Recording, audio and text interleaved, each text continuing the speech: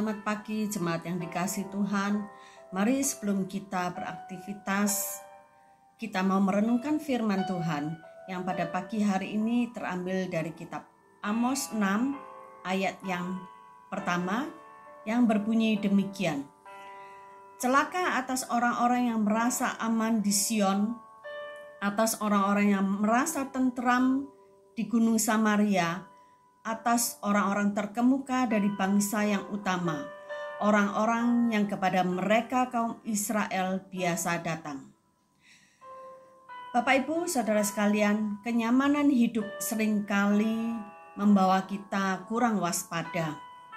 Kondisi nyaman itu membuat kita terbuai dan akhirnya dapat membangkitkan kesombongan. Mungkin kondisi ini juga yang dialami bangsa Israel pada waktu itu. Kemenangan demi kemenangan yang diraih bangsa Israel bukannya membuat mereka makin rendah hati, melainkan menjadi sombong di hadapan Allah.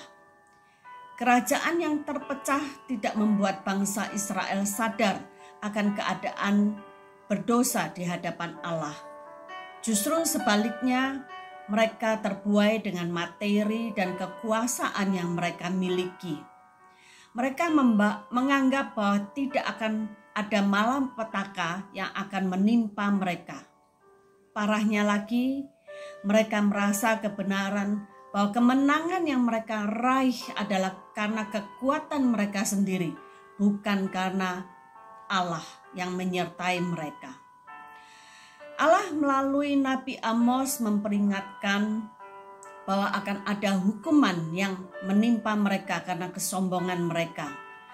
Dengan tegas Allah berfirman bahwa umatnya yang sedang menikmati masa keemasan itu akan menjadi bangsa buangan.